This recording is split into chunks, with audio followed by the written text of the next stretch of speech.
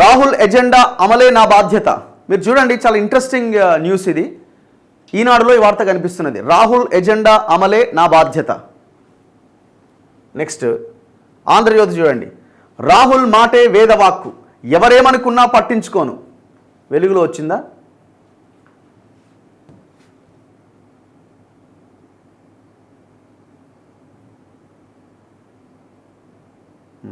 ఇందులో రాలేదు. సో ఇక్కడ ఎందుకు రాహుల్ గాంధీ ఎజెండాను నేను అమలు చేస్తున్నా, రాహుల్ గాంధీ చెప్పింది చేస్తున్నా, ఆయన అనుకున్న ఆశయాన్ని నేను నెరవేరుస్తున్నా, ఇది నా బాధ్యత అని పదే పదే పదే పదే చెప్తున్నారు. ఇంకొక వైపున మీరు చూడండి, బయట ప్రచారం జరుగుతున్నది. కొంతమంది సరే అది అపోజిషన్సా, ఇంకోటి అది ప్రచారమేనా, నిజమేనా మనకు తెలియదు. అది పక్కన పెడితే రాహుల్ గాంధీ రేవంత్ రెడ్డిని కలవట్లేదు, అపాయింట్మెంట్ ఇస్తలేడు. ఇది గత 5-6 నెలలుగా చాలా తీవ్రంగా జరుగుతున్నది. ఆయన మీద ఎందుకో వ్యతిరేకంగా ఉన్నాడు అన్న ఒక చర్చ అయితే చాలా బలంగా జరుగుతున్నది. మరి ఈ చర్చ ఇంకా బలంగా జరుగుతున్నదనా ఇంకోటి సడన్గా నిన్న రేవంత్ రెడ్డి ఢిల్లీకి వెళ్ళారు. ఢిల్లీకి వెళ్ళి రాహుల్ గాంధీని కలిశారు.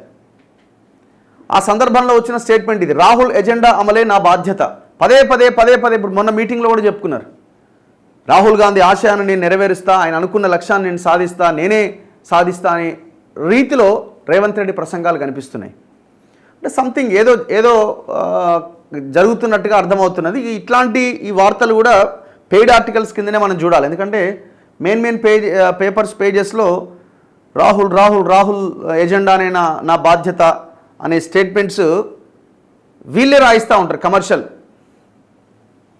మరి ఇది ఏ దేంట్లో భాగంగా ఆలోచించాలన్నది వాళ్ళే చెప్పాలి. ఈ క్రమంలో ఏ పరిణామాలనైనా ఎదుర్కొంటా, కులగణనలోవి జనం చెప్పిన వివరాలే, ఒక్క తప్పు ఉన్నా చూపించండి, ఎస్సీ వర్గీకరణకు త్వరలో చట్టబద్ధత, ఢిల్లీలో సీఎం రేవంత్ రెడ్డి వెల్లడి, రాహుల్ గాంధీతో భేటీ.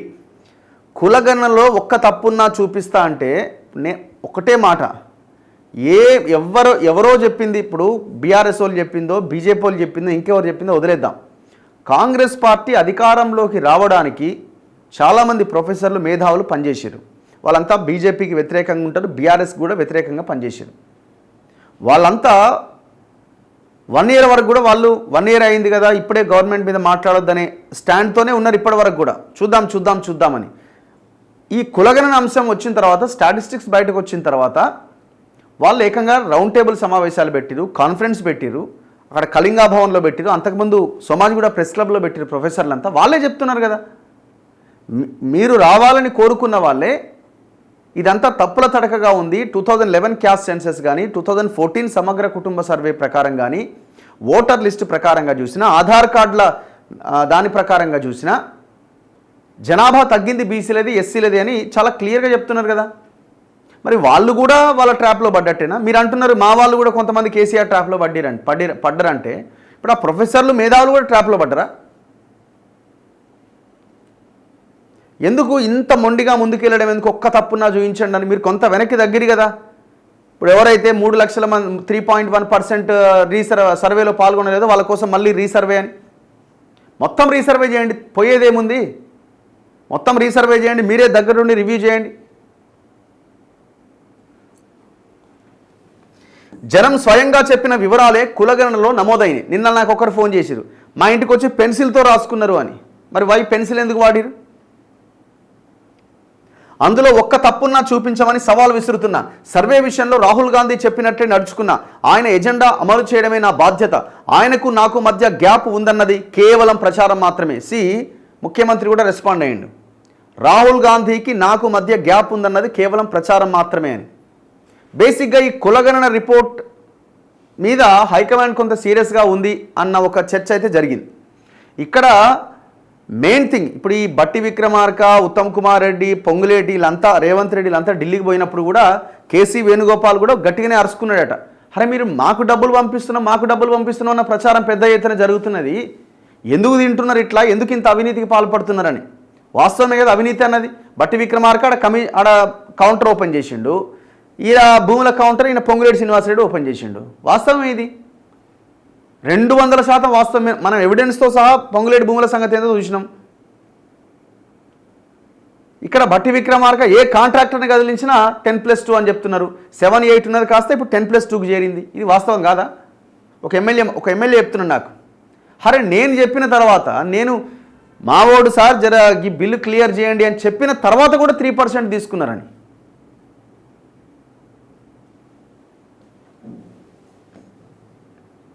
తెలంగాణలో చేపట్టిన కులగణన ఎస్సీ వర్గీకరణ అంశాలను పార్టీ పెద్దలకు వివరించడానికి ఢిల్లీకి వచ్చిన ఆయన శనివారం సాయంత్రం రాహుల్ గాంధీతో సుమారు గంట సేపు సమావేశమయ్యారు.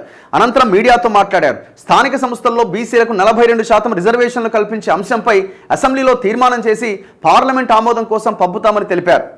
సంక్షేమానికి బాటలు. కేసీఆర్ హయాంలో చేసిన సర్వేకి మేం చేసిన సర్వేకి చాలా తేడా ఉంది. అప్పట్లో సమాజాన్ని బీసీలు 51%, ఎస్సీలు 18%, ఎస్టీలు 10%, ఓసీలు 21%గా మాత్రమే చూపించారు.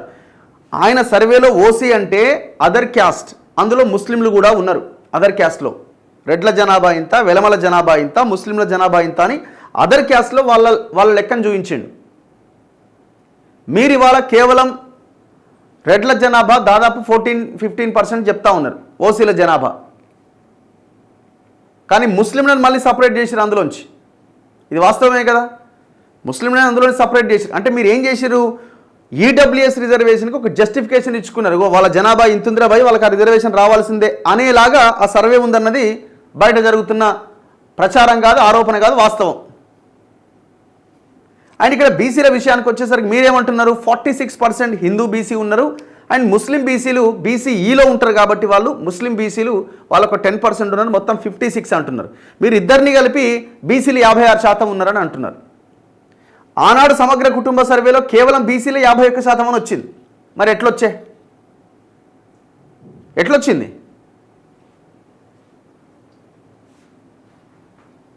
ఇప్పుడు ఈ కులగణన అన్నది సరే రాహుల్ గాంధీ చెప్పిండా, ఇంకెవరు చెప్పిరా, మీరు ఇనిషియేట్ తీసుకొని చేయడం అన్నది చాలా గొప్ప విషయం.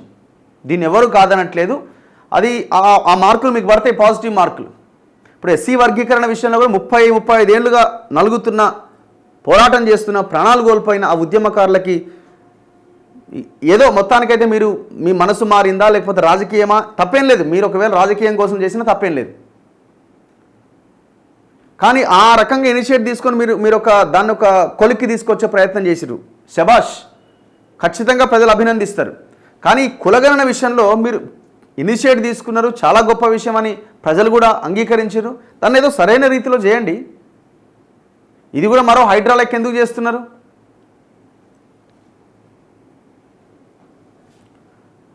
ముస్లింలను కేసీఆర్ ప్రత్యేకంగా చూపలే, కానీ మేము మాత్రం మొత్తం 5 కేటగిరీలుగా విభజించి ముస్లింలలో ఉన్న ఓసీ బీసీలను కూడా ప్రత్యేకంగా చూపించాం. దాని ప్రకారం హిందూ ముస్లింలలోని వెనుకబడిన తరగతుల సంఖ్య 56%కి పెరిగింది. కేసీఆర్ చేయించిన సర్వేలో వీరి సంఖ్య 51% ఉన్నట్టు తేలింది. ఆ 51% కేవలం హిందూ బీసీలే. ముస్లింల సంఖ్య ఓసీల్లో పెట్టిండు కేసీఆర్ సమగ్ర కుటుంబ సర్వే. అంటే బీసీలు 5% పెరిగినట్టు లెక్క. ఎట్లా చెప్తున్నారు ఇంత తప్పు ఎట్లా చెప్తున్నారు 5% పెరిగిరని? రాష్ట్రంలో ఎస్సీ ఉపకులాలన్నీ కలిపితే 59 ఉంటే కేసీఆర్ హయాంలో వాటిని 82గా చూపించారు. ఇప్పుడు బీసీలో 46.25% హిందువులు, 10.08% ముస్లింలు ఉన్నారు. గతంలో 21% ఉన్న ఓసీల సంఖ్య ఇప్పుడు 15.5%కి తగ్గిపోయింది. ఓసీలు ఎవరు సమగ్ర కుటుంబ సర్వేలో? అందులో ముస్లింలను కూడా యాడ్ చేసిండు. స్థానిక సంస్థల్లో రాజకీయ రిజర్వేషన్లు మొత్తం బీసీలకు కల్పిస్తున్నారు కాబట్టి అందులో ఎవరూ చేయగలిగింది ఏమీ ఉండదు.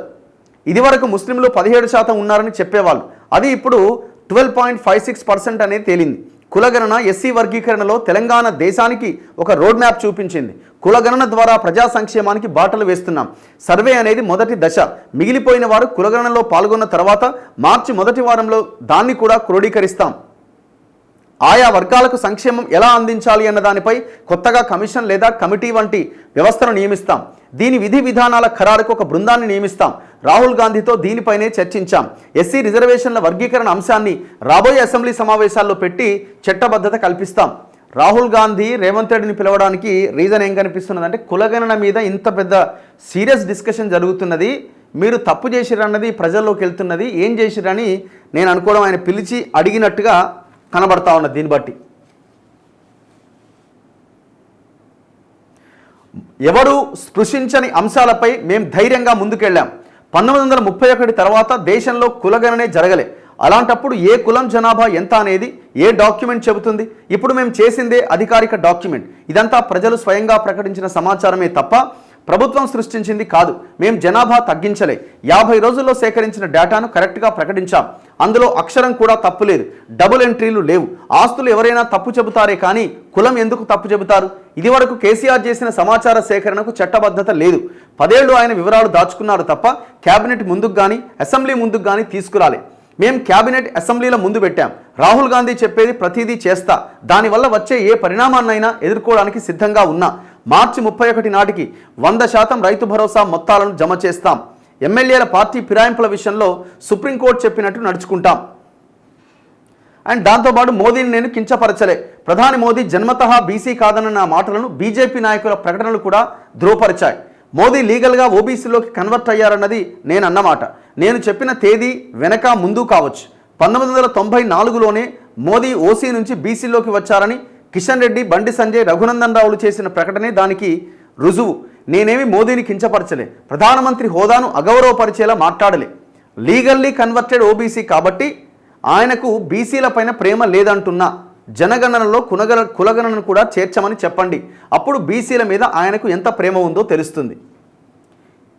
సో ఈ విషయంలో బీజేపీ ఎంతవరకు ఏ స్థాయిలో కార్నర్ అవుతుంది అన్నది మన భవిష్యత్తులోనే చూడాలి. ఎందుకంటే బేసిక్గా వాళ్ళు ఈ కులగణన మీద వాళ్ళు సుప్రీంకోర్టులో అఫిడవిట్లో కూడా ఇది చాలా కాంప్లికేటెడ్ ఇష్యూ అని చెప్పారు.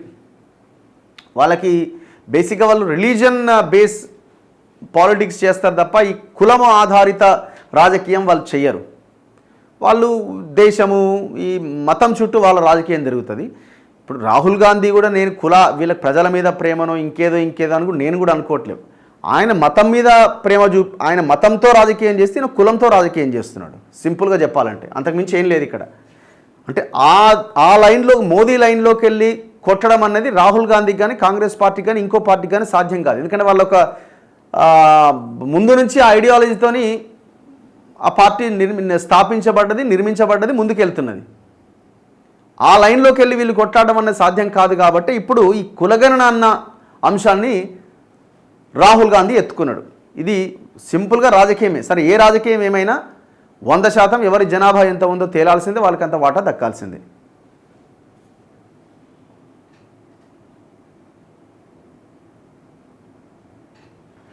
సో ఈ ఆంధ్రజ్యోతిలో కూడా ఇదే వార్తున్నది. రాహుల్ మాటే వేదవాక్కు, ఎవరేమనుకున్నా పట్టించుకోను, తను చెప్పిందే చేస్తా, ఎన్ని కష్టాలు వచ్చినా భరిస్తా. రాహుల్ గాంధీతో నాకు గ్యాప్, అసత్య ప్రచారం. పీసీసీ అధ్యక్షుడిగా ఉన్నప్పటి నుంచి జరుగుతోంది. కులగణనపై అసెంబ్లీలో తీర్మానం చేస్తాం. 42% రిజర్వేషన్ కోసం పార్లమెంట్లో చట్టం కోరుతాం.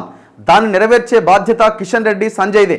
పార్టీ పరంగా 42% అంటే కాదు, 42% అంటే కాదు, చట్టం కావాలి అన్నారు. ఇక కులగణన ఆధారంగానే సంక్షేమ పథకాలు. ప్రధాని పదవిని కించపరచలేదు. చిత్తశుద్ధి ఉంటే జనగణనలో కులగణన చేర్చాలి. మార్చి 31 లోపు 100% రైతు భరోసా. సబితా, తలసాని ఏ పార్టీలో గెలిచి మంత్రులయ్యారు. కేంద్రం చట్టం చేస్తే సభాపతికి గడువు పెట్టొచ్చు. యమునా ప్రక్షాళనలాగా మూసి ఎందుకొద్దు? ఢిల్లీలో మీడియాతో ముఖ్యమంత్రి రేవంత్ రెడ్డి చిట్చాట్ అనమాట. నేనేమంటున్నా, ఇప్పుడు ఇచ్చిన మంత్రులను వదిలిపెట్టండి, సరే వాళ్ళని డిస్టర్బ్ చేయకండి. అట్లా కూడా సరే వాళ్ళు డిస్టర్బ్ అయితే మళ్ళీ ఎట్లా పార్టీ ఎట్లుంటుంది, వాళ్ళు పెద్ద సీనియర్లు కదా అని అనుకోవచ్చు. ఇప్పుడు ఒక 6 మంత్రులను ఇవ్వాలి కదా, ఇంకొక 6 మంత్రులు పెండింగ్ ఉన్నారు కదా. మీకు బీసీల మీద ఎవరి జనాభా అంతుందో చిత్తశుద్ధి ఉంటే, మీరు అంటున్నారు కదా సంక్షేమ పథకాలు మొత్తం కులగణన రిపోర్ట్ని బేస్ చేసుకొని ఇస్తామని. రేపొద్దున 6 మంత్రి పదవుల్లో బీసీల వాటా వచ్చిందా, ఎంత వచ్చింది? సరే ఒక ఎస్సీకి ఒక ఎస్టీకి పోయినా మిగిలిన 4 బీసీలకు ఇవ్వండి, రెడ్లకు ఇవ్వకండి ఇంకా. ఎందుకంటే వాళ్ళ జనాభా ప్రకారం వాళ్ళకి అంతకంటే ఎక్కువనే ఉన్నారు, 4 ఉన్నారు. 18లో 4 అంటే ఎంత? వాళ్ళకున్న జనాభా కంటే అంతకంటే ఎక్కువ పర్సంటేజ్ ఉన్నది. సో కాబట్టి ఎస్టీకి పోను ఇంకా మిగిలిన 4 ఏవైతే ఉంటాయో మొత్తం 6లో ఆ 4 బీసీలకు ఇచ్చేయండి. చేయగలుగుతారా? నెక్స్ట్ కార్పొరేషన్ పదవులు ఇంకా మిగిలి ఉన్నాయి, అవి కూడా ఇవ్వాలా? మీ కులగణన రిపోర్ట్ ఆధారంగా మేము సంక్షేమ పథకాలు అమలు చేస్తామంటున్నారు కదా, ఈ రాజకీయ పదవులు కూడా బీసీలకు ఇవ్వండి.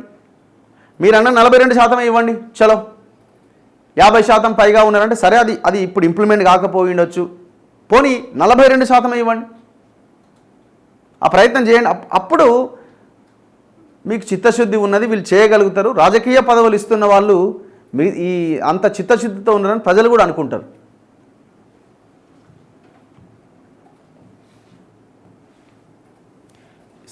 సంక్షేమ పథకాలు అమలు చేస్తామని చెప్తున్నారు తప్ప రాజకీయ పదవుల్లో కూడా మేము దీన్ని అమలు చేస్తామని చెప్పలేకపోతున్నారే. అంటే రాజకీయం మీ చేతిలో ఉండాలి, అధికారం మీ చేతిలో ఉండాలి. ఈ ఫ్రీ స్కీమ్స్ మాత్రం ఇవ్వడం అంటే మీరు ఇస్తారా మాకు? మీరు ఇచ్చేది ఏంది? ఇచ్చే పొజిషన్లోనే పెట్టండి.